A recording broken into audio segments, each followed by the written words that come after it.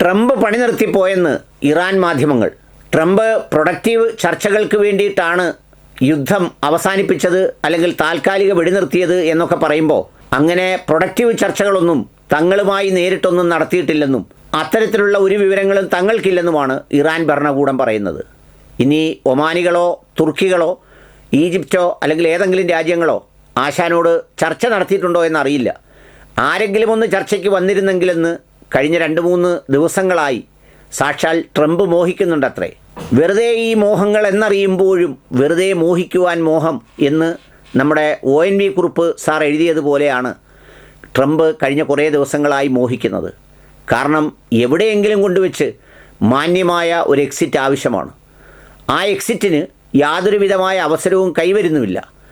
അങ്ങനെ കൈവരാതിരിക്കുന്നുവെന്ന് മാത്രമല്ല, സ്വർണം കൂപ്പുകുത്തി, ഷിപ്പുകളൊന്നും ചലിക്കുന്നില്ല. ആ അമേരിക്കയിലെ ഇന്ധനവാതക വില ഗണ്യമായി ഉയരുന്നു. പലതരത്തിലുള്ള സാമ്പത്തിക പ്രതിസന്ധി ഉണ്ടാകുന്നു. സാക്ഷാൽ ട്രംപ് മച്ചമ്പിക്ക് വേണ്ടത്ര സഹായങ്ങളും പൗറൂസും ഒക്കെ നൽകുന്ന അറേബ്യൻ മുതലാളിമാർക്ക് ഗണ്യമായ നഷ്ടങ്ങളുണ്ടാകുന്നു. അവരുടെ പ്രോജക്റ്റുകൾ പലതും വൈകുന്നു. അവരുടെ ലക്ഷ്യങ്ങൾ പിന്നോട്ടടിക്കുന്നു. ഇത്തരം കാര്യങ്ങളൊക്കെ പിന്നോട്ട് അടിച്ച് തകർക്കുമ്പോൾ ഈ പറഞ്ഞതുപോലെ എങ്ങനെയെങ്കിലും ഒരു ചർച്ചയുടെ പേര് പറഞ്ഞ് തലയൂരാൻ വേണ്ടി തടിയൂരാൻ വേണ്ടി കാത്തു നിൽക്കുമ്പോഴാണ് വളരെ ഉപകാരപ്രദവും ഗണ്യവുമായ ചർച്ചയ്ക്കെന്താ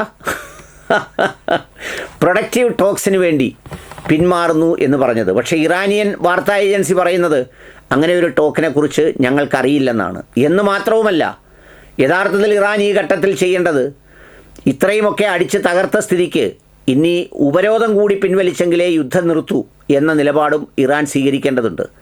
കാരണം ആശാൻ്റെ വാക്കുകളിൽ പറഞ്ഞാൽ ഇനി മിസൈലുകളൊന്നും ഇറാനിലില്ല. ന്യൂക്ലിയർ പ്ലാന്റുകളെല്ലാം അടിച്ച് തകർത്തു. ഇറാൻ ഇനി ഒരു രക്ഷയുമില്ല.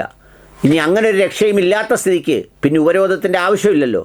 അതുകൊണ്ട് ഉപരോധം പിൻവലിച്ച് നമ്മൾ സാധാരണ ചില ഗുണ്ടകളുമായി ഇടിക്കാൻ പോയിട്ട് നീയും ഞാനൂടാടാ അളിയൻ എന്ന് പറയുന്നത് പോലെ ഇസ്രയേലിനെ വിട്ട് ഇറാനെ സ്നേഹിച്ച് തോളെ പിടിക്കുന്നതാണ് മച്ചമ്പിക്ക് നല്ലത് എന്ന് ഒരു തോന്നൽ ഉണ്ടായാൽ നല്ലതാണ്.